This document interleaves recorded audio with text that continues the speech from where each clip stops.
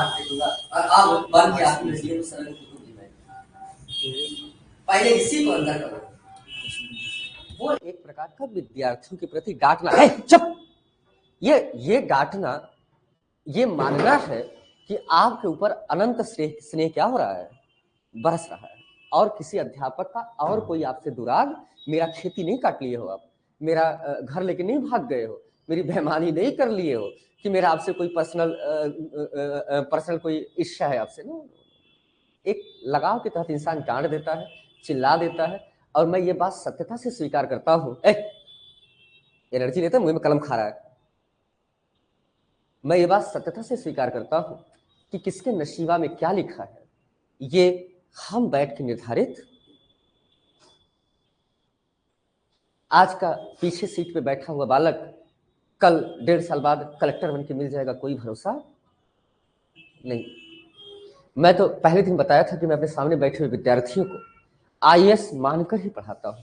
देखो, साहब साहब करता हूं, सुनते नहीं सुनते, सर सर करता हूं, साहब साहब करता हूं, इसीलिए करता हूं कि आपको मैं रियल दिल से ये मानता हूं कि ये ऑफिसर्स बैठे हैं, आप बच्चे नहीं हो, आप गधे नहीं हो, अपने आप को कूड़े मान लो एकदम।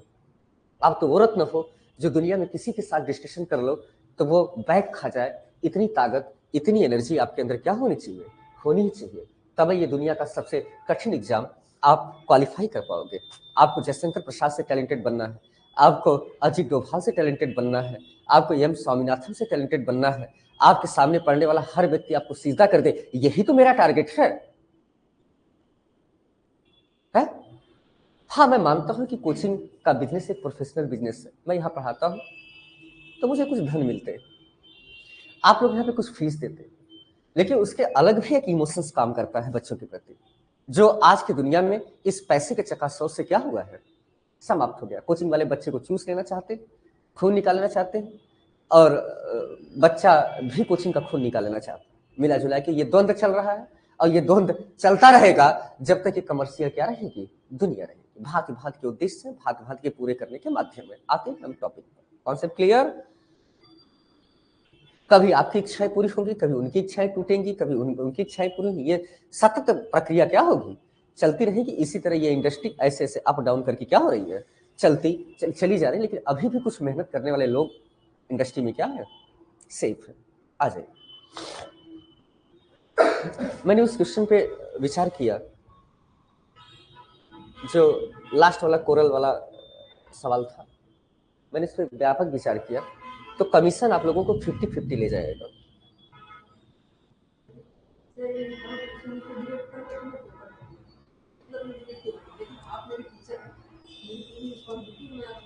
हाँ, तो इस सवाल के जवाब पे गलती किसी की नहीं है। मैंने तो एकदम स्पष्ट खोल के पढ़ाया था। गलती किसकी है जानते हो? पेपर जो सेट करने वाले महाविद्वान, पेपर जो सेट करने वाले महाविद्वान है, गलती किसकी है? उनकी है। गलती ना मेरी है और ना गलती किसी की है। गलती केवल एकमात्र व्यक्ति की है कि जो पेपर सेट करने वाला था उसे इतना केयर करना चाहिए था कि जब इंसान पढ़ता है तो बहुत डीप जाके, तुमसे भी जाके डीप पढ़ सकता है। अब वो भूल गया कि जब हम सिचुएशन अंडमान निकोबार द्वीप समूह का दे देंगे तो उत्तर बन जाएगा लकड़ी के बुरादे के द्वारा फैला हुआ प्रदूषण। अगर हम हिंद महासागर को उदाहरण लेंगे तो हिंद महासागर का सबसे बड़ा कारण क्या है? 1 से 2 डिग्री से तापमान बढ़ना ही हिंद महासागर के ग्लोबल वार्मिंग का क्या है, कारण। इसके तहत कोरल मर रही है, लेकिन वो भूल गए कि कुछ बच्चे ऐसे भी होंगे जो इतना डीप जाके पढ़ लेंगे, इस स्थान विशेष को उठा के पढ़ लेंगे। उनका टीचर या वो बच्चे इतने जानकार होंगे कि जो स्थान विशेष को भी उठा के क्या कर सकते हैं, पढ़ सकते हैं। ये कमीशन के मेंबर्स क्या हुए? तो गलती उसमें अपनी नहीं है। हम तो एकदम क्लियर है, हम तो एकदम क्लियर है। सवाल बनाने वाला व्यक्ति अनुभव नहीं कर पाया कि शायद कुछ भारतवर्ष के बच्चे, उत्तर प्रदेश के बच्चे इतने टैलेंटेड हैं कि जो इतना डीप जाके सोच सकते हैं। जब हम लोकेशन क्रिएट करते हैं तो स्थान विशेष पर स्थान विशेष कारण इफेक्टेड हो जाता है। क्या हो जाता है? जब स्थान विशेष को उठाते हैं, जब हम स्थान विशेष को उठाते हैं तो स्थान विशेष के लिए स्थान विशेष का लोकेशन क्या होता है, केंद्रित हो जाता है। और सवालों के जवाब स्थान विशेष पर डिपेंडेंट हो जाते हैं। ओके, स्थान विशेष पर डिपेंडेंट हो जाते हैं। जब हम या तो हम अंडमान निकोबार द्वीप समूह का नाम न लेते, और अगर नाम लिए तो हमें उस लेवल के जवाब को क्या होना चाहिए था, बनाना चाहिए था। इस प्रकार ये सवाल ही अगर कोई एक्शन लेने वाला मजबूत व्यक्ति हो रिसोर्सों के तहत, तो ये सवाल उत्तर प्रदेश पीसीएस को काटना पड़ेगा, और काट कर उसे विद्यार्थियों से माफी मांगने के लिए विवश किया जा सकता नहीं। तो चलो दंगा करें।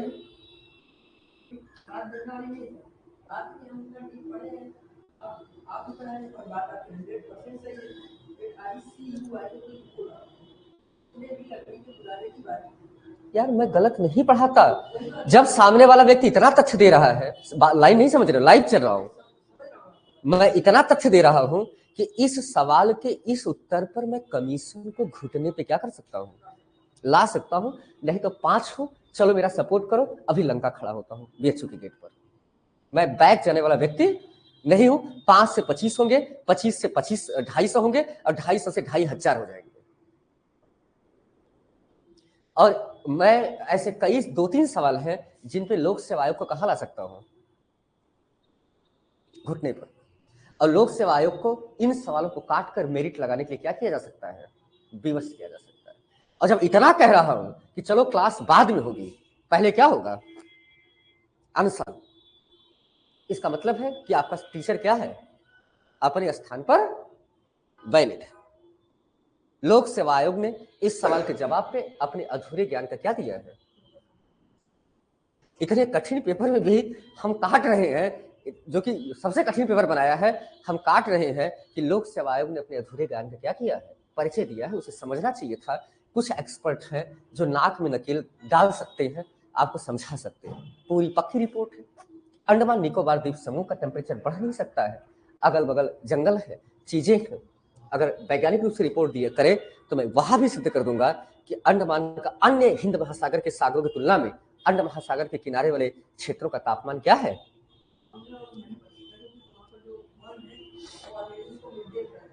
तो लोक सेवा आयोग को नहीं तो चलो फिर क्लास बाद में करते हैं, लेता हूँ बैजू सजू सर को, कैमरा सैमरा लेके चलते हैं वहीं पहले। हाय लोक सेवा आयोग, हाय हाय लोक सेवा आयोग, हाय हाय लोक सेवा आयोग, हाय हाय। कहा हुआ भैया ये सवाल को काटो, विद्यार्थियों के साथ अन्याय है। बीएचयू है, लीगल तरीके से बात करने में विद्यार्थी क्या होंगे, इकट्ठा हो जाएंगे। मैं दिखाता हूँ आपको कि सवाल कैसे गलत किया जाता है। मैं तो इन बवालों में पढ़ता ही नहीं हूँ, मैं खान सर नहीं, बेमतलब विद्यार्थियों को गुमराह करना, उनका समय किल कराना नहीं। चलो अगर सत्यता का प्रतीक है, इतना इतना वही यही से बवाल इतना बढ़ जाएगा कि लोक सेवा आयोग को क्या करना पड़ेगा। अरे दिए वाले मिल जाएंगे, जो दिए हैं अब जुड़ जाएंगे वही।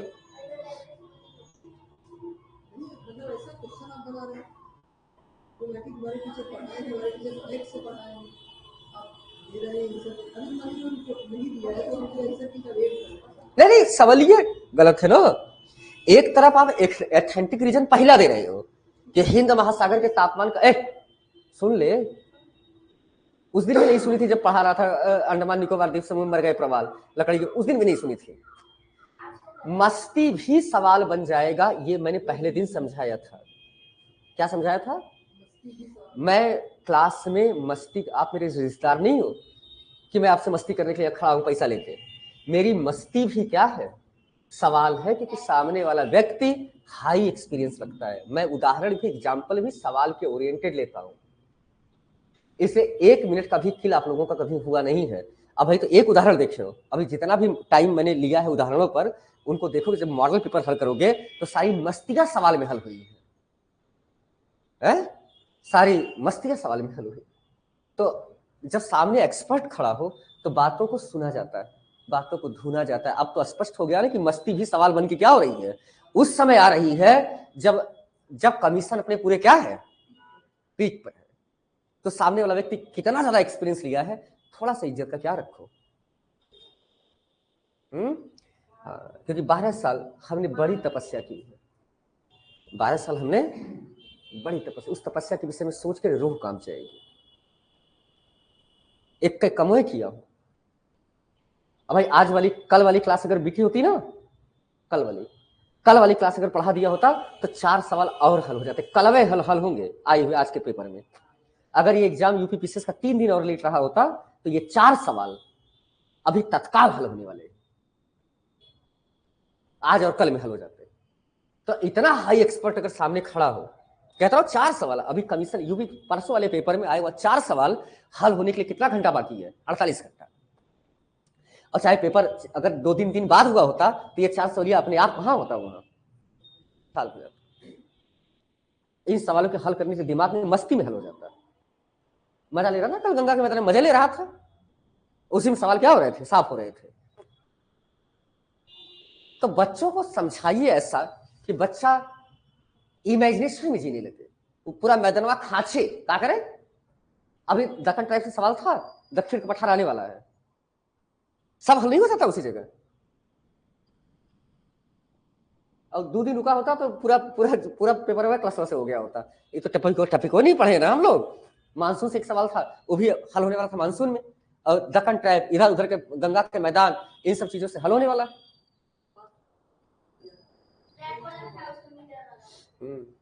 तो इसलिए धैर्य रख के अध्ययन की प्रक्रिया को जारी रखिए। शुरुआत में मैं अहंकार नहीं करता, कोई घमंड नहीं है मुझमें, जाने अनजाने में मैंने ट्रैक पकड़ा दिया, चलने की जिम्मेदारी किसकी है? आप लोग की। चाहे मैं यहाँ रहूं और चाहे मैं फिर आऊं, चाहे ना आऊं, चाहे जा रहा हूं, लेकिन बेहतरीन ट्रैक पे लाने का काम मैंने क्या किया है? कर दिया। और इसी ट्रैक के सहारे आपके दोनों टीचरों ने बढ़िया पढ़ाया है, पॉलिटी वाले सर ने भी बढ़िया पढ़ाया है, और जो आगे आएंगे वो भी बढ़िया पढ़ाएंगे। लेकिन हमने एक तरफा काम किया कि कमीशन के पैटर्न पे, जानते हो 2-3-4 साल लग जाते हैं, 2-3-4 साल लग जाते हैं बच्चों को पैटर्न समझने में कि हम पढ़ें क्या और पढ़ें क्या पढ़ें, कहाँ एनर्जी खर्चा करें। कितना बढ़िया रकम काटा हूं कि एकदम फैक्ट क्या हो गए, जीवन से गायब हो गए। नहीं तो बच्चा क्या करता है, लंबाई चौड़ाई ऊंचाई मोटाई ये रटना शुरू करता है। वो सब रॉन्ग फैक्टर। कितने की ऊंचाई रटोगे, कितनों की लंबाई रटोगे, कितने को क्या करोगे? कमीशन कभी ब्रेन को फैक्चुअल करने का प्रयास, कॉन्सेप्ट जितना मजबूत रहेगा चीजें उतना ही सुंदर क्या होंगी। चलिए चलते। कल तक की क्लास में हमने देखा था कि the great plain of Ganga, Ganga का मैदान, ये नेचुरल रूप में प्रति हेक्टेयर उत्पादन देने का काम सर्वथा करता है, बहुत सारा उत्पादन देता है। गंगा के मैदान में भी 4 भाग हमने देख लिया था। गंगा के उत्तर को उत्तरी गंगा का मैदान, गंगा के दक्षिण को दक्षिणी गंगा का मैदान, पश्चिम को पश्चिमी गंगा का मैदान, और पूरब को पूर्वी गंगा का मैदान। अब देखते हैं उपजाऊपन कहाँ ज्यादा है, कहाँ अच्छी फसल होगी, कहाँ खराब फसल होगी, कहाँ गन्ना खाओगे है, कहाँ गन्ना खाओगे, कहाँ धान खाओगे, कहाँ का खाओगे, कहाँ हिरमाना खाओगे, कहाँ तरबूजा खाओगे। इन सब चीजों को देखते हैं। और कल हमने जलवायु का, गंगा के मैदान का वर्गीकरण देखा था, जिसमें हम लोगों ने गंगा के मैदान को कुछ भागों में डिवाइड करने का क्या किया था, काम किया।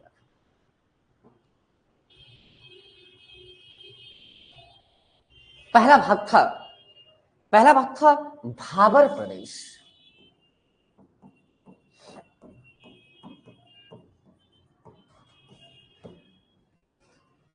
भाबर प्रदेश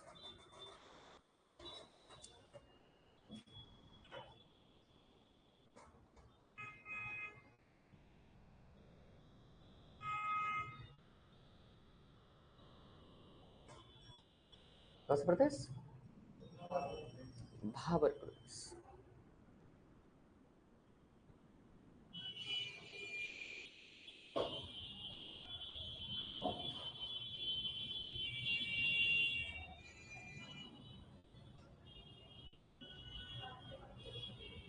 भा भाबर, काबर, भाबर।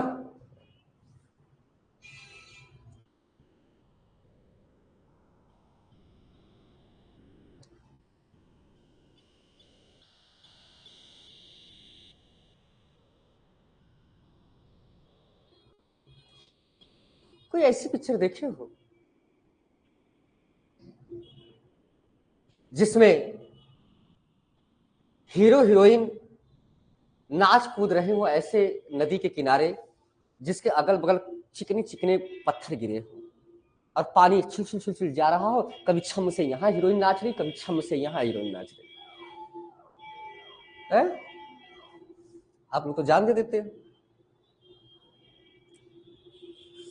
ऐसी पिक्चर का दृश्य याद करिए, ऐसी पिक्चर का। चांद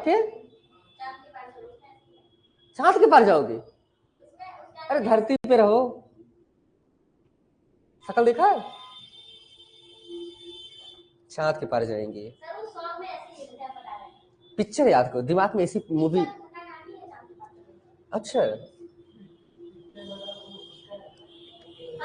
ऐसी पिक्चर का सीन देखो कि ऐसे से नदियां जा रही हो, ऐसे तमाम धाराएं बनी हो, राइट। और इसमें चिकनी चिकने पत्थर कंकड़ सूखे जमीन हो और हीरो छम से नाच के यहाँ जाता है, हीरोइन छम से नाच के यहाँ भागती हो, फिर ये भागते हो यहाँ, फिर ऐसे छम छम छम छम चल रहा है। ऐसी पिक्चर देखा है कभी? ऐसी पिक्चर देखा है कभी?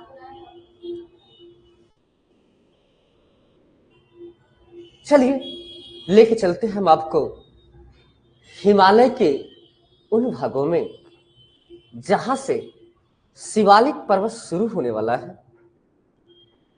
शिवालिक पर्वत शुरू होने वाला है और शिवालिक पर्वत से दक्षिण का भाग, मतलब अगर मैप में देखें हम,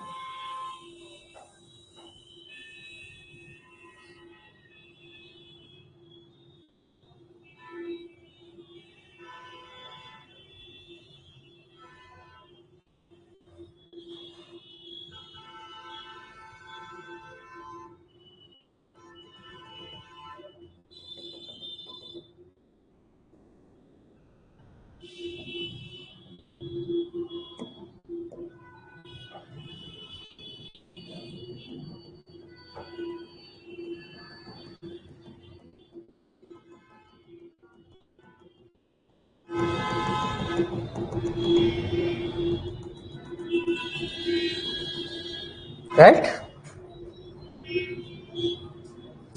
उसको ऐसे उठाओ,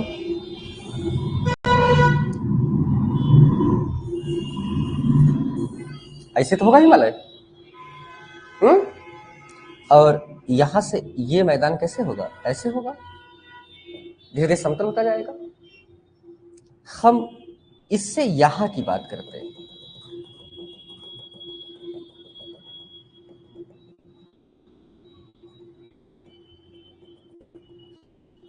ऐसे कुछ क्लियर हुआ? भाबर प्रदेश, मतलब अगर आप ट्रेन लेके जा रहे हो तो यहां से अब पहुंचेगी भाबर प्रदेश में, राइट। अब जाएगी ऊपर, अब यहां जहां जाना है पार करेंगे। मतलब ये जो प्रदेश है, ये प्रदेश क्या कहलाता है? भाबर प्रदेश के नाम से जाना जाता है। क्लियर? मतलब अगर उस तरह देखोगे तो वो सीन बनेगा। मतलब ये हो गई आपकी शिवालिक। क्या हो गई? शिवालिक के दक्षिण, शिवालिक के दक्षिण पर्वत से लगा हुआ। पिक्चर बन रहा दिमाग में? बन रहा पिक्चर? और अगर इसको देखना है कि पर्वत देखना है तो पर्वत से कुछ इस कदर का लोकेशन बनेगा। गंगा, ये आगे गंगा का मैदान क्या हो रहा है? बढ़ता जा रहा है। क्लियर?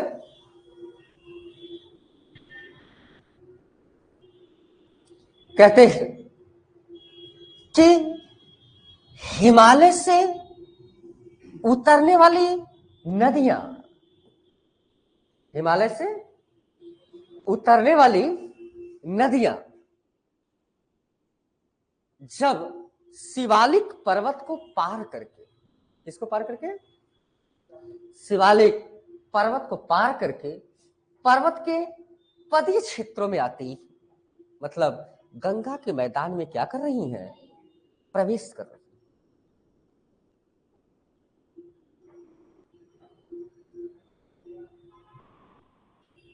पक्का? कहते हैं तेज चलती हुई ये नदियां अपने साथ कंकड़ पत्थर के टुकड़े क्या करती हैं? उखाड़ लेती हैं पहाड़ी क्षेत्रों से। पिक्चर याद है तब का? उखाड़ लेती है नदी, जो पढ़ाया था बताया था। अपने साथ कंकड़ पत्थर के टुकड़ों को क्या करती हैं? उखाड़ लेती हैं।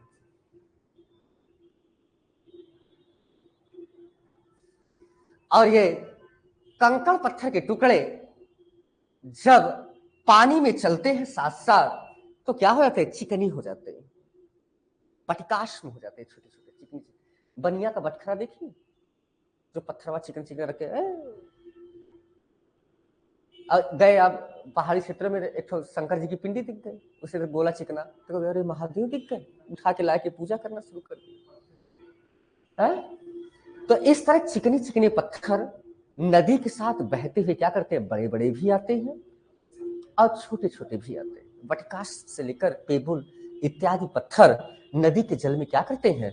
तेजी से बहते हुए इस पर्वत के पदी क्षेत्रों में क्या होते हैं? जाते।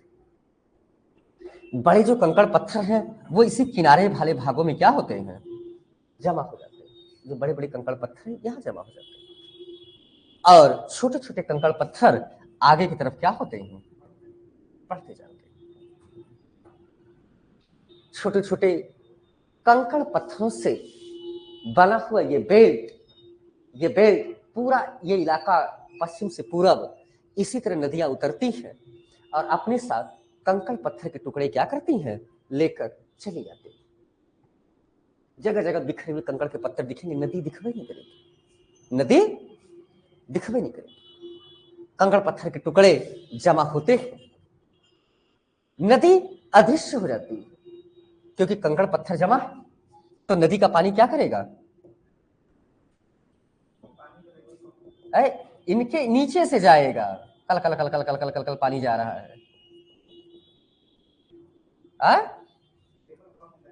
अरे ऊपर पत्थर जमा है तो नदियां तो दिखबे नहीं करेगी, चिकने चिकने पत्थर जमा, जैसे लगेगा पत्थरों की नदी बह रही है। क्या बह रही है? दूर तक ऐसे पत्थर दिखेंगे लाइन से, गजे पे। हाँ, तो पत्थरों के बीच में सुराग है ना, तो नदी का पानी कहां से आ रहा है? पत्थरों के नीचे से आ रहा है। कहते हैं शिवालिक पर्वत के बाद गंगा के मैदान का वह भाग, जिस भाग में शिवालिक से उतरने वाली नदियां अपने साथ लाए हुए चिकने कंकड़ पत्थरों को अपने मार्ग में क्या करती हैं? जब बिछा देती, नदी का जल अदृश्य हो जाता है। नदी का जल कहाँ दिखेगा भाई? नदी के ऊपर जैसे पत्थर की नदी बह रही, कहाँ बह रहा है?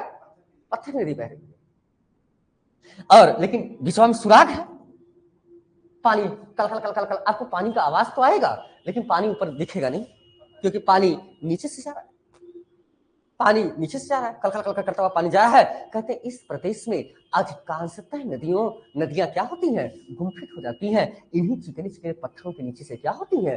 प्रवाहित होती हैं। ये पूरा का पूरा प्रदेश लगभग 25 किलोमीटर चौड़ा है। कितना है ये एरिया? शिवालिक से 25 किलोमीटर दक्षिण से दिखाई देना क्या करता है? शुरू कर देता है।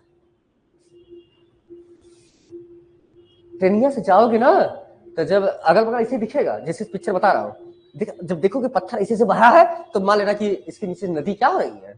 जा रही है। नदी दिखाई नहीं, कहते हैं भाबर प्रदेश में नदी गुम्फित हो जाती है, इन पर्वतों के नीचे से क्या करती है? चलती। अगर मान लीजिए हम जंगल में भटक रहे हैं, हमें पानी की खोज है, अज्ञान में कोई बात नहीं है, ज्ञान अगर ज्ञान है तो तत्काल यहाँ से एक पत्थर उठाओ, 2 पत्थर उठाओ, 3 पत्थर, 4 पत्थर, 6 पत्थर गहरा करते चले जाओ, तो यहाँ फ्रेश वाटर, ठंडा पानी क्या करेगा? मिल जाएगा। जंगली जानवर बड़े बुद्धिमान होते हैं, जहाँ पानी पनिया पीना होता है वहां से पत्थर ऐसे क्या करते हैं? सब हटा के पनिया पी लेते। तो नदी इस प्रदेश में, भाबर प्रदेश में नदी गुम्फित अवस्था में दिखाई देती है। पर्वतों से आने के कारण मिट्टियां बारीक नहीं होती, बल्कि मिट्टियां क्या होती हैं? दरबरी, मोटी मिट्टियां पाई जाती है। जीवाश्म और ह्यूमस की कमी होती है, पोषक तत्वों का अभाव होता है। इसलिए गंगा के मैदान का ये शिवालिक से लगता हुआ 50-25 किलोमीटर का एरिया का क्षेत्र बहुत ज्यादा उपजाऊ, खेती के लिए क्या है? अयोग्य है, खेती के लिए अयोग्य है। कब कौन सा खेती करोगे? सुन तो लो पूरी।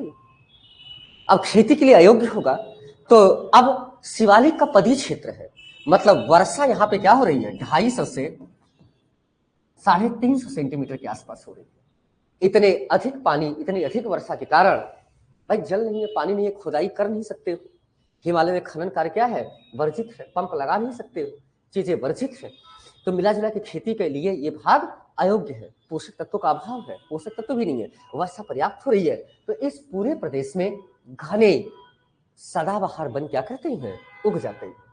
अब देखोगे तो चारों तरफ सखुआ, सागौन, बड़ा लाचा इत्यादि वृक्षों का जंगल दिखाई देता है। सागौन के खूब वृक्ष दिखाई देते हैं, उसी के बीच में से इस प्रकार की नदियों का प्रवाह क्या करता है, दिखाई देता है। इसके आज 25 किलोमीटर के भाग पर, अधिकांश भाग पर वनस्पतियां क्या हुई है, छाई हुई है, जमघट है, जंगल है। और यही जंगलों के बीच से ट्रेन जाती है उत्तराखंड जाने के लिए, और अगल बगल जानवर, पानी। अब यहाँ पे जो अगल बगल के लोग होंगे वो क्या करेंगे, पशु चारा करेंगे। भाई कृषि नहीं है तो कमाने के लिए क्या किया जाता है, ये पशु पालन का कार्य किया जाता है। तो इस पूरे प्रदेश में यहाँ के जो निवासी हैं, जो इन जंगलों में रह रहे हैं, पहाड़ी क्षेत्रों में रह रहे हैं, वो पशुपालन का क्या करते हैं, काम करते हैं। मिला जुला के देखा जाए तो खेती के लिए पूरा प्रदेश अनुवरक साबित हो चुकी है, जहां पे नदियां गुम्फित अवस्था में होने का कारण मैंने समझा दिया। नदियां इन पत्थरों के नीचे से बहती हैं, समझ में आई बात, नदियां दिखाई नहीं देती। और इसलिए इस प्रदेश को हम भाबर प्रदेश के नाम से जानते हैं। गंगा के मैदान का सबसे उत्तरी भाग, शिवालिक से लगता हुआ प्रदेश, भाबर प्रदेश के नाम से प्रस्तुत किया जाता। लिख लो, समझ में आ गया, लिख लो। हाँ पहले पिक्चर बनाओ, जल्दी जल्दी करो थोड़ा सा।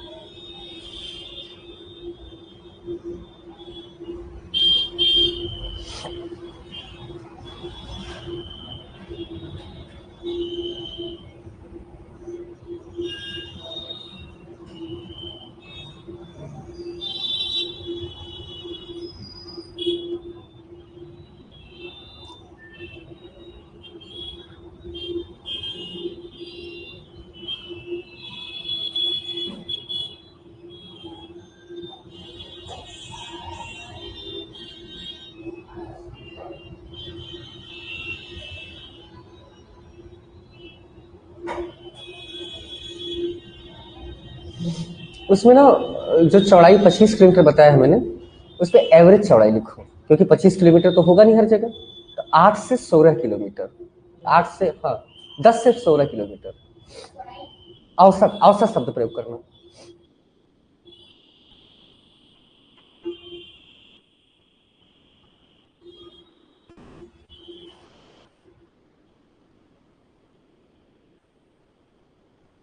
ठीक है,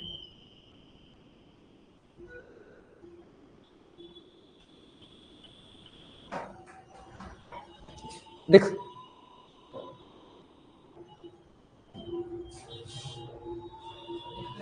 लिख लिख।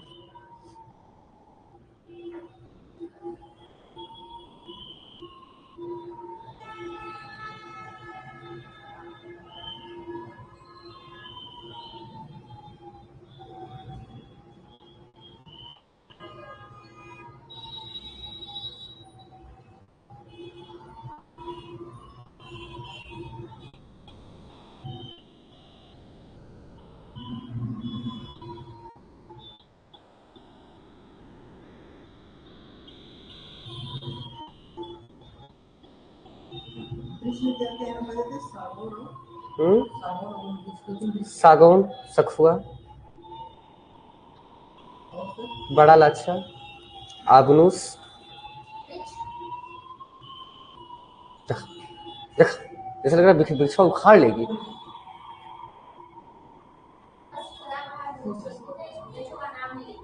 जा रहे थे, कोई बात नहीं, क्या करेगी नाम लिख के? खाना देंगे सब।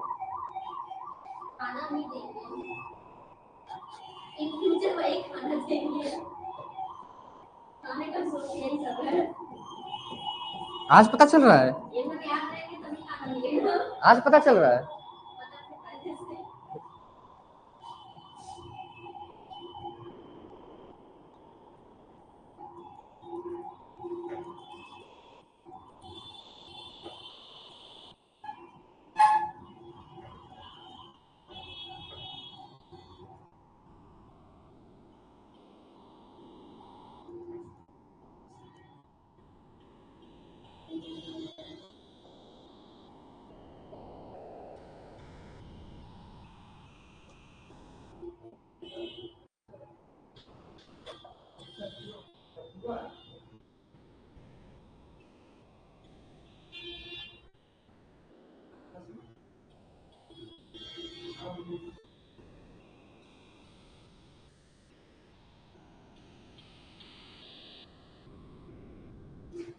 आप पड़ोसी राष्ट्र से आए हो? पड़ोसी कोचिंग से आए हो? किस पड़ोसी कोचिंग से?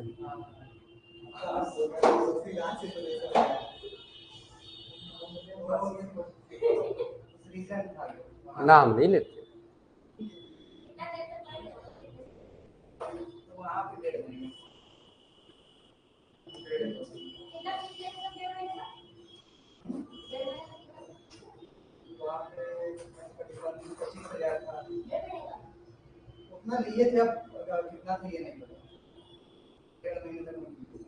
छोड़ दिया?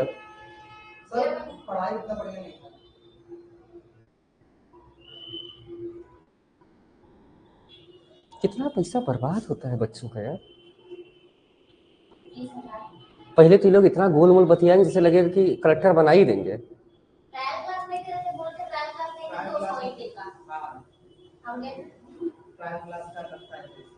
घाट घाट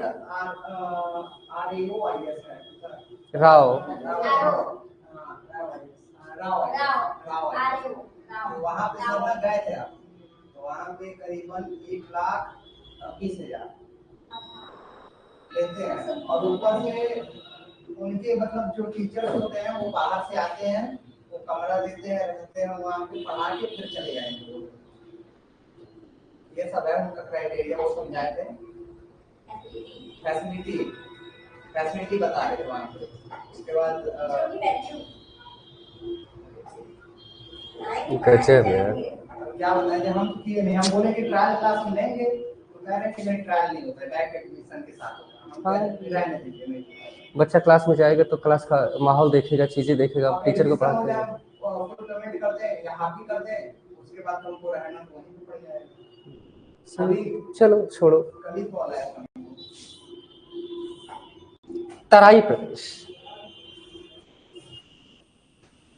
तराई, इतना पैसा अगर मुझे कोई अकेले में दे दे ना तो कमरवा बैठा के कह दूंगा कि चलो क्वालिफाई करा लूंगा।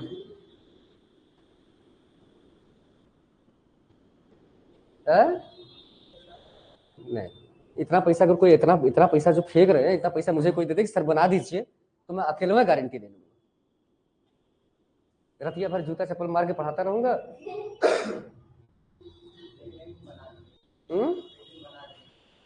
सबसे पहले बना दूंगा, सबसे तेज गति से बना दूंगा। क्या लिखा? तराई प्रदेश।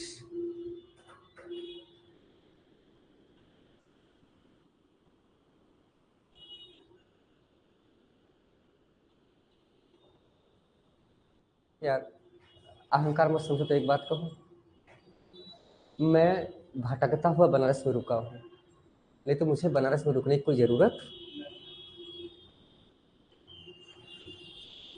और बनारस में दिल्ली से कोई मजबूर टीचर जो रियल दम लगा के पार कर सकता है वो आएगा नहीं, क्योंकि बनारस के पास औकात नहीं है कोचिंगों के पास कि किसी दिल्ली के टीचर को 2 दिन पढ़वा सके।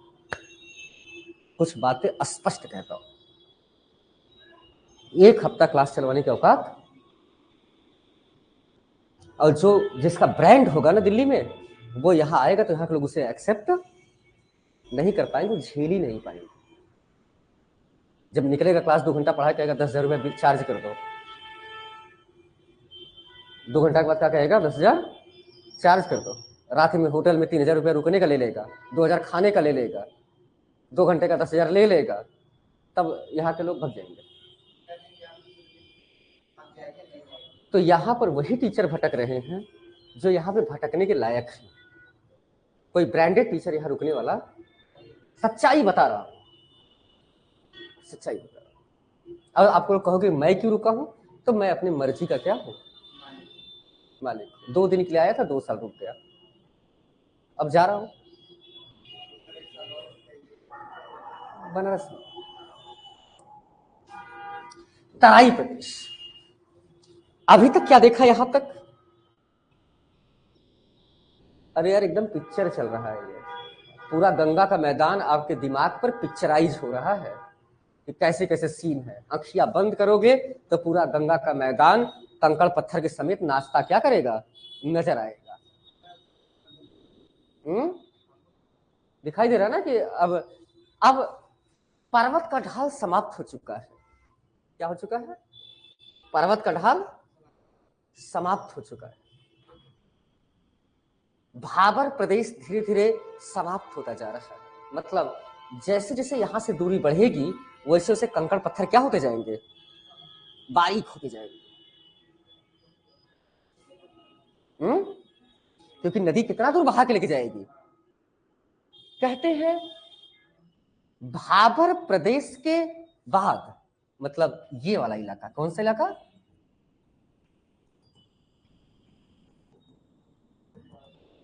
भाबर प्रदेश के बाद गंगा के मैदान का कौन सा प्रदेश लगता है? तराई प्रदेश लगता है। तराई, गंगा में देखते हैं जब पक्का मकान बनता है तो लोग क्या कहते हैं? तराई कर, तराई। सुन ले, तराई।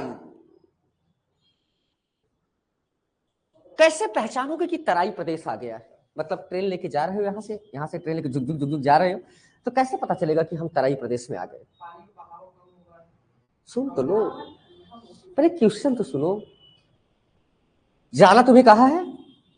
शिवालिक को पार करके जाना है हरिद्वार। आप यहां से आ रहे हो तो सबसे पहले तो ये गंगा का मैदान मिलेगा आपसे, जलोढ़ वाला एलुवियल साइल। अब इलाका एलुवियल साइल का हो गया, एलुवियल साइल का इलाका हो गया। अब क्या दिखेगा कि आप जान जाओगे कि अब तराई प्रदेश आ गया? क्या दिखेगा कि आप जान जाएगा कि भाबर प्रदेश आ गया? क्या दिखेगा कि जान जाओगे कि अब शिवालिक आ गया। मतलब किसी से पूछने की जरूरत नहीं हो, एक जोग्राफर ऐसे नजर उठा के देख दे तो चीजों का पता चल जाना चाहिए कि वो कहता रहा हूं मुझे अक्षियां बंद करके लेके जाओ, कहीं छोड़ दो, फिर आंख का पट्टी खोलो तो मैं वहां भाप जाऊंगा कि इस बंदों ने मुझे किस जगह पे लाके क्या किया है, छोड़ा है। देख देख के भाप जाओ कि ये इलाका कौन सा हो सकता है। आइए देखते हैं, इस सवाल का जवाब खोजते हैं कि हम कैसे जानेंगे कि हम भाबर प्रदेश से क्या हुए हैं, निकल।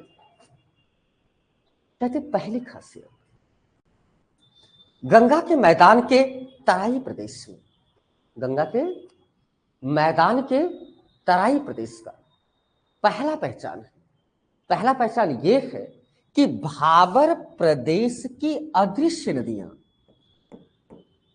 भाबर प्रदेश की अदृश्य नदियां इस भाग में स्थल खंड पर क्या होती हैं,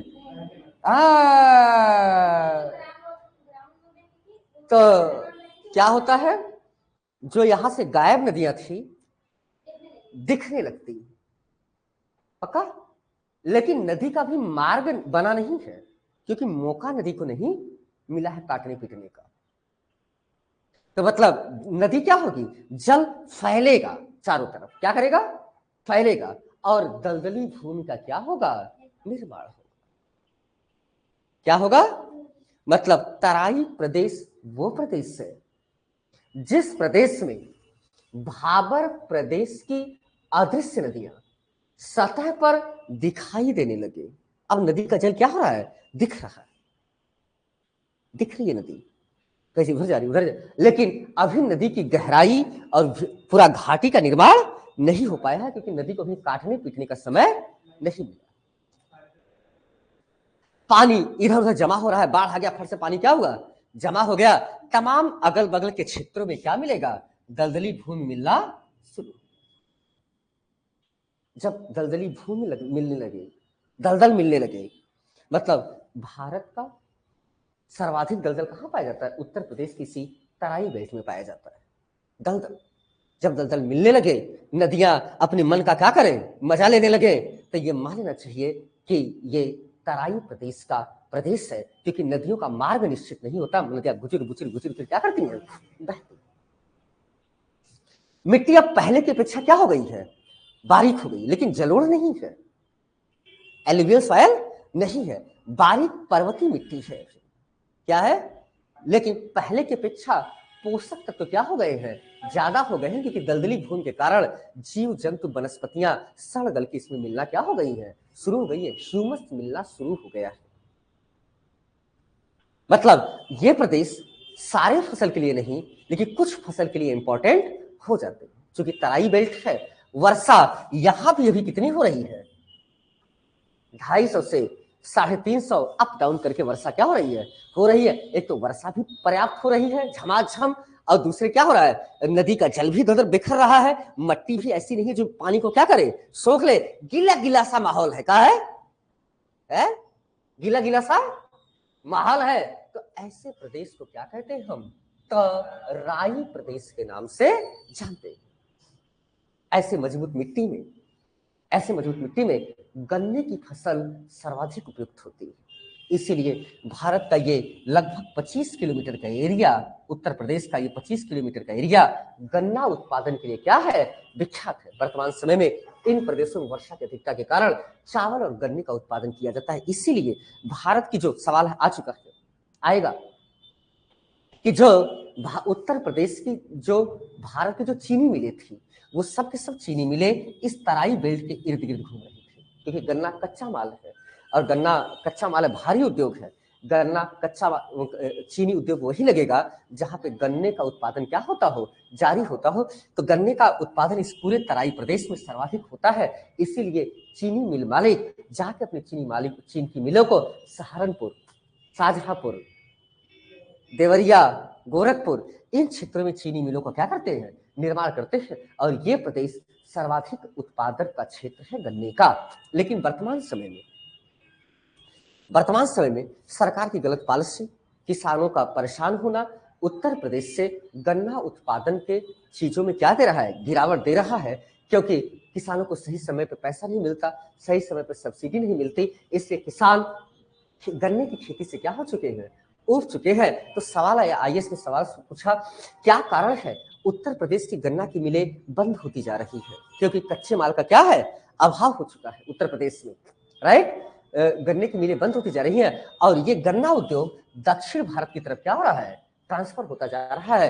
कारण दक्षिण भारत में के गन्नों में सुक्रोज की मात्रा क्या है, ज्यादा है, मिठास ज्यादा है, गुड़ ज्यादा पड़ता है, इसलिए उत्तर भारत के सारे उद्योगपति कहा दक्षिण भारत में जाकर अपनी चीनी मिलें लगाने का प्रयास कर रहे हैं। Concept clear?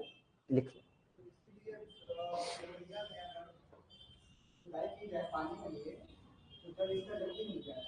लिखो, नहीं बोले कर्जा खाएगा,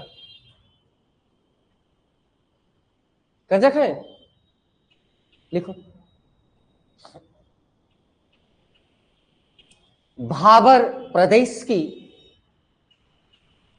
अदृश्य नदियां, भाबर प्रदेश की अदृश्य नदियां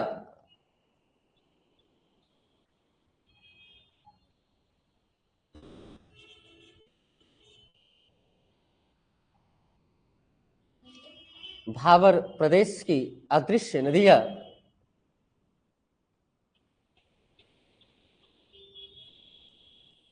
इस प्रदेश में दिखाई देने लगती है।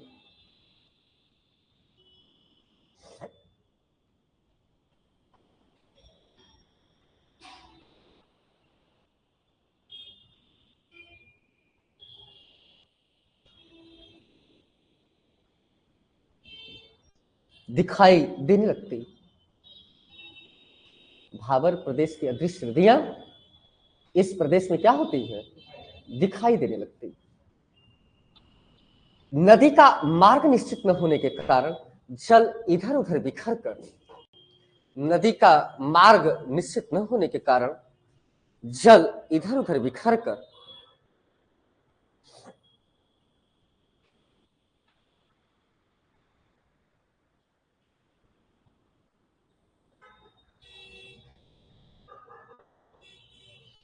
जल इधर उधर बिखर कर दलदली भूमि का निर्माण करता है।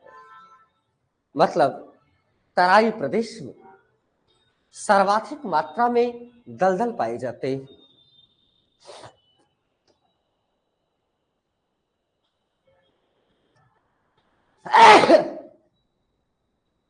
सर्वाधिक मात्रा में दलदल पाए जाते हैं।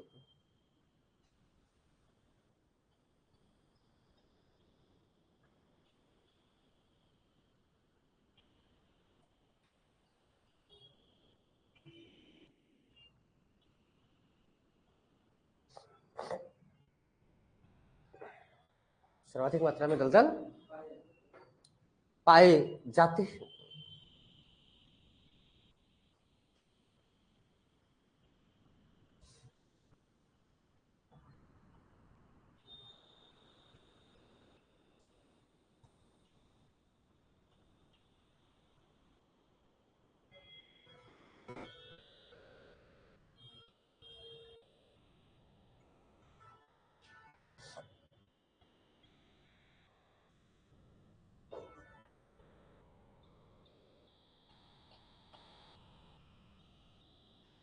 दलदल पाए जाते हैं। जब दलदल होगा, कीचड़ होगा तो मच्छर क्या होंगे, बहुत ज्यादा होंगे, बायोडाइवर्सिटी बहुत ज्यादा होगी।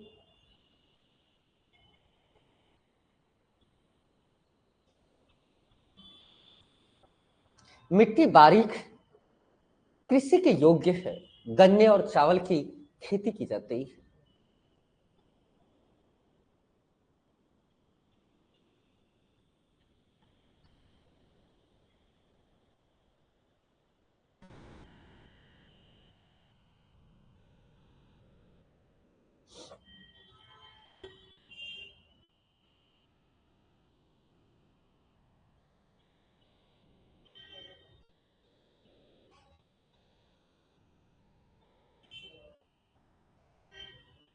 गन्ने और चावल की 25 किलोमीटर इस प्रदेश को, 25 किलोमीटर चौड़े इस प्रदेश को, 25 किलोमीटर चौड़े इस प्रदेश को 25, औसत 25। इस प्रदेश को तराई प्रदेश कहा जाता है।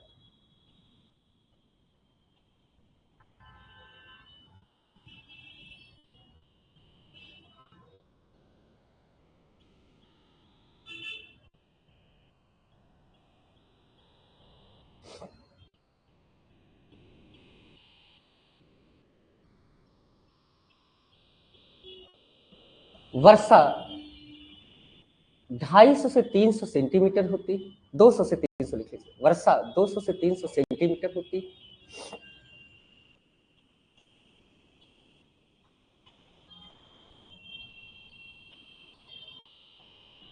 जो जो जैव विविधता को बढ़ाने का काम करती है, बायोडाइवर्सिटी जैव विविधता को बढ़ाने का काम करती है।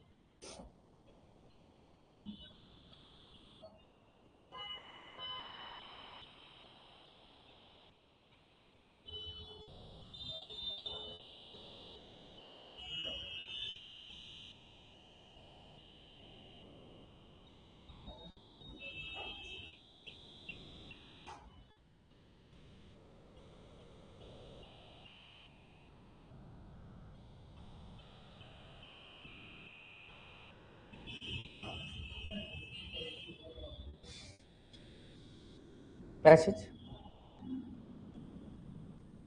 तराई प्रदेश भारत में गन्ना उत्पादन के लिए विख्यात था।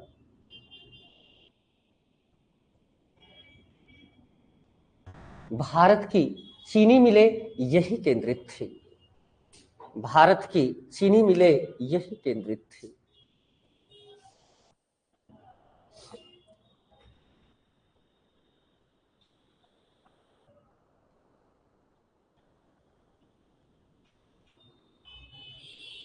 भारत की चीनी मिलें यही केंद्रित थी।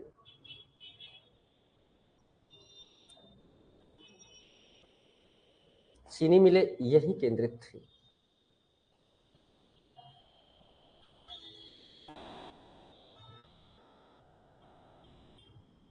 सरकार की गलत नीतियों,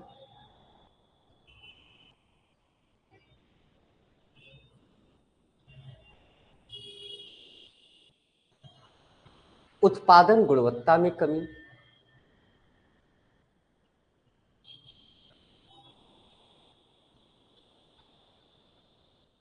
गन्ना को घातक कीटों के प्रभाव से,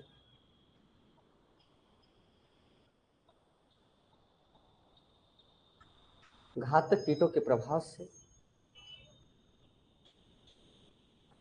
गन्ने का उत्पादन कम होने लगा। गन्ने का उत्पादन कम होने लगा।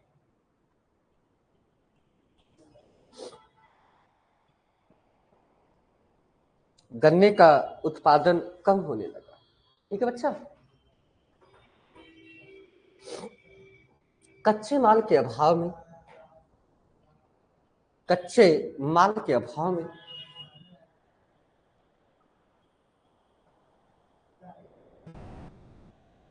में यहां की अधिकांश चीनी मिलें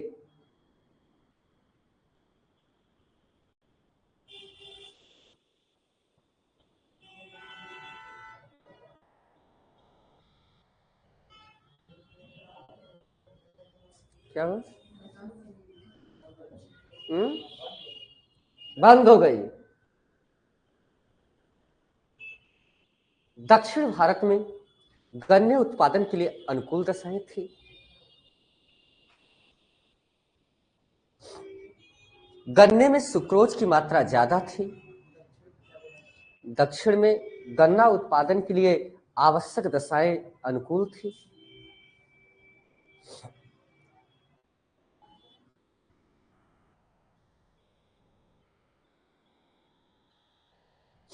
अनुकूल थी।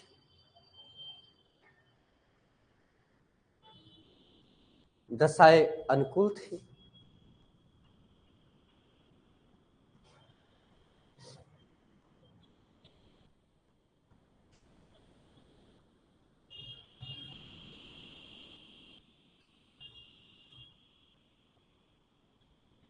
सुक्रोज की मात्रा ज्यादा थी, इसलिए उत्तर भारत की सारी मिलें दक्षिण भारत की तरफ स्थानांतरित हो गई।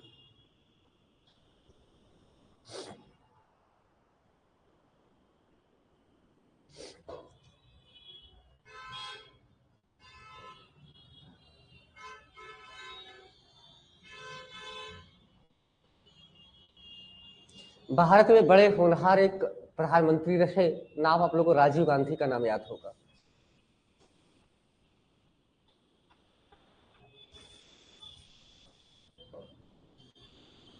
राजीव गांधी का नाम याद।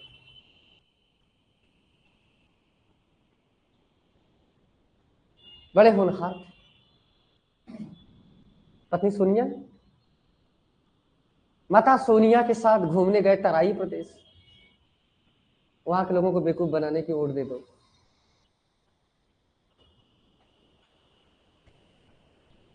मच्छर काट लिया, मच्छर मच्छर मच्छर, छोटे बच्चों में मच्छर को मच्छर कहते हैं। मच्छर काट लिया, गुस्सा आ गया, कहे दलदली भूमि समाप्त कर देंगे हम, यहां से 1 इंच दलदली भूमि नहीं रहने देंगे। उसी समय किया ऑस्ट्रेलिया का दौरा। ऑस्ट्रेलिया में है एक पौधा जिसका नाम है यूकोलिप्टस। क्या नाम है? अरे लंका लंका से बता, तो अंग्रेज है, कहा है अंग्रेजीन है, वो अंग्रेजीन है। गए वहां पे, तो वहां से ऑस्ट्रेलिया से यूकोलिप्टस का पौधा लाए। क्यों लाए? इसलिए लाए कि ये तराई बेल्ट की जमीनों को क्या करेगा, दलदलों को लगा देंगे तो पानी, इसका स्वभाव है कि पानी सबसे ज्यादा क्या करता है, गटकता है, पी जाएगा पानी, दलदल सूख जाएगा। ये पौधा सफल भी हुआ, पौधा सफल भी हुआ, तराई प्रदेश के अधिकांश दलदलों को सुखा दिया। बदवा में आया अटल बिहारी वाजपेयी। अटल बिहारी वाजपेयी आए तो अटल बिहारी वाजपेयी ने ग्रीन भारत की योजना रखी और गांव के प्रधानों को आदेश दिया कि ग्रीन भारत के लिए गांव में वृक्ष फ्री में बांटा जाए। क्या किया जाए? वृक्ष फ्री में बांटा जाए।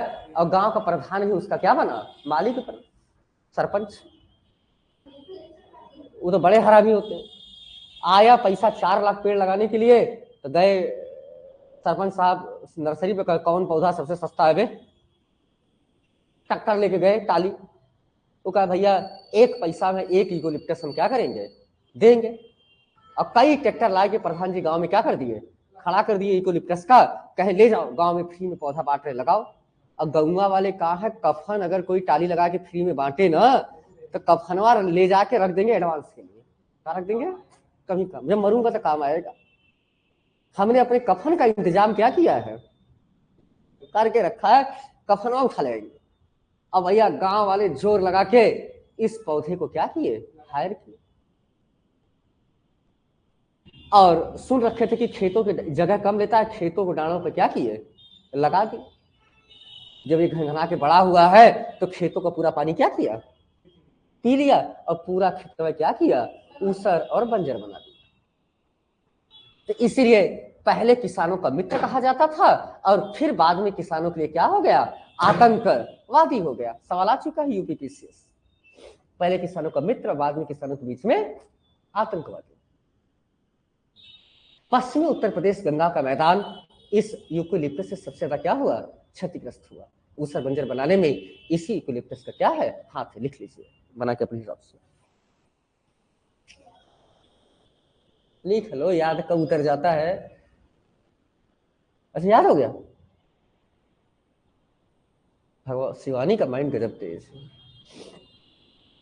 एक लफा जाके देखती है कभी घर में, तो हंसती होगी सर, कह रहे थे शिवानी का नहीं देखती है, तो रिकॉर्ड तुम लोग क्यों करवाते हो? तो पता करने का तो ये है, जो अंडरग्राउंड जा रहा है वो ग्राउंड के बाहर जा रहा है, और वहाँ की मिट्टी वो है, गीली है।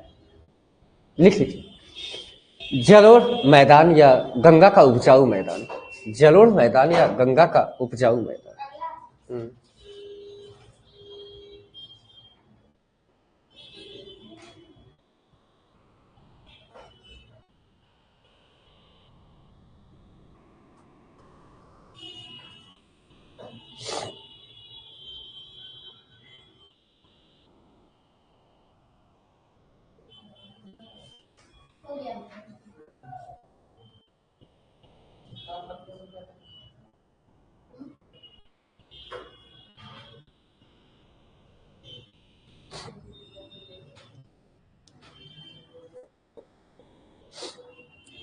नदियों के द्वारा लाइफ में, नदियों के द्वारा लाइफ में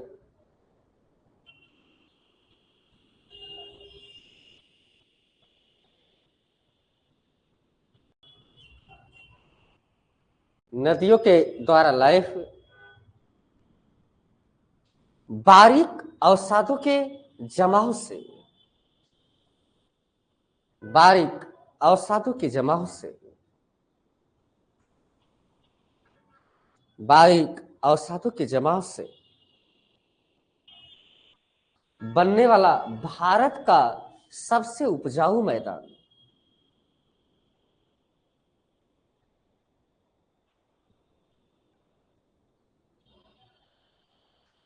गंगा के मैदान के नाम से जाना जाता है।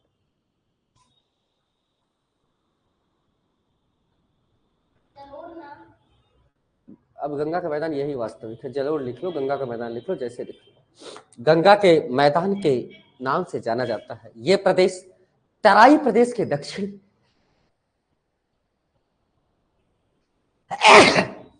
यह प्रदेश तराई प्रदेश के दक्षिण में, पश्चिम से पूरब फैला हुआ,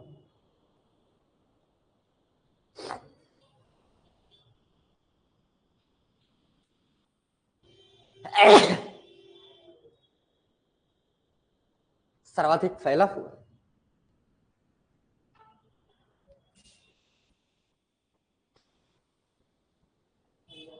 समतल मैदान है, समतल मैदान है।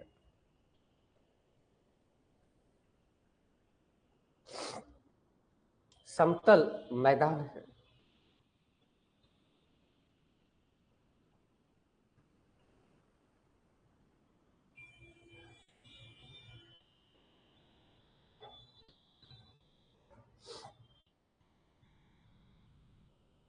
समतल मैदान है।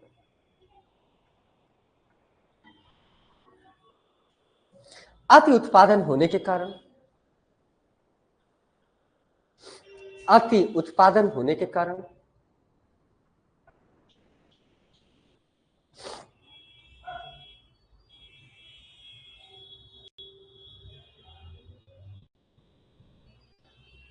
अति उत्पादन होने के कारण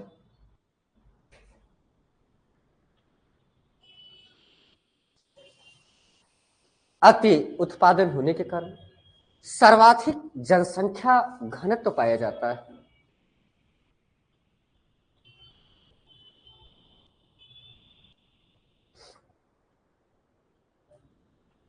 सर्वाधिक जनसंख्या घनत्व पाया जाता है।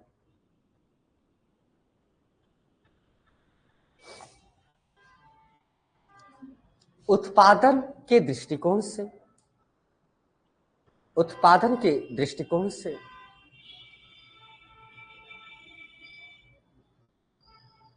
इस मैदान को दो भागों में डिवाइड करते हैं, खादर और बांगर।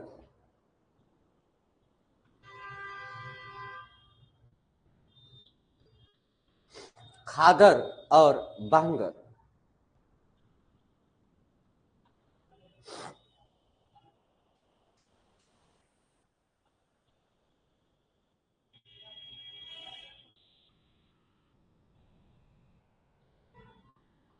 यही रोक दे क्लास। कितना टाइम हो रहा है सर्विस? देखो, ये जो पूरा प्रदेश है, इस पूरे प्रदेश में जनसंख्या का घनत्व क्या है? सबसे ज्यादा। जनसंख्या घनत्व ज्यादा होने के कारण क्या है कि प्रति हेक्टेयर उत्पादन क्या होना? सर्वाधिक होना। अगर प्रति हेक्टेयर उत्पादन सर्वाधिक न होता तो इस पूरे गंगा के मैदान में जनसंख्या घनत्व ज्यादा न होती। अरे उत्तर प्रदेश इक्वल टू कोई देश भाई? पाकिस्तान, चक्र, फ्रांस, स्पेन, पुर्तगाल, ये सब चक्र बैठ जाएंगे उत्तर प्रदेश में। किसी देश की पूरी इकोनॉमी जितनी होगी उतनी जीडीपी उत्तर प्रदेश की। मतलब बाबा एक देश के मुख्यमंत्री, बाबा एक प्रकार से एक देश, यूरोप के 2-4 देश समा जाएंगे इसमें। और ये भारत के अधिकांश जनसंख्या घटने का कारण है कि कहते हैं ना, भरा हो पेट तो संसार जगमगाता है, लगी हो भूख तो ईमान डगमगाता है। जब पेट भरा है तो चक्कर मकर सूझती है, और अगर पेट खाली है तो होता है कि एक रोटी का व्यवस्था हो जाता है तो पेट क्या कर लेते हैं, भर लेते। ये दुनिया की क्या है, सच्चाई है। यहाँ के लोग अनाज पानी खा के पेट क्या है, भरा हुआ है। तो कहेंगे क्या कर रहे हो भैया, कहीं चिंतन कर रहा हूँ। क्या कर रहे हो, चिंतन कर रहा हूँ। जब तब जाएंगे गंगा नदी के किनारे बैठ के चिंतन करेंगे। क्या करेंगे, चिंतन करेंगे। इसीलिए इस नदी के किनारे अधिकांश संस्कृतियों का क्या हुआ, जन्म हुआ। सवाल आ चुका है, क्या कारण था कि गंगा के मैदान के किनारे वाले भागों में ही भारत की संस्कृतियों का, अधिकांश संस्कृतियों का क्या हुआ, उत्पादन हुआ। अधिकांश संस्कृतियां गंगा के मैदान में ही क्यों जन्म ली, इसका कारण है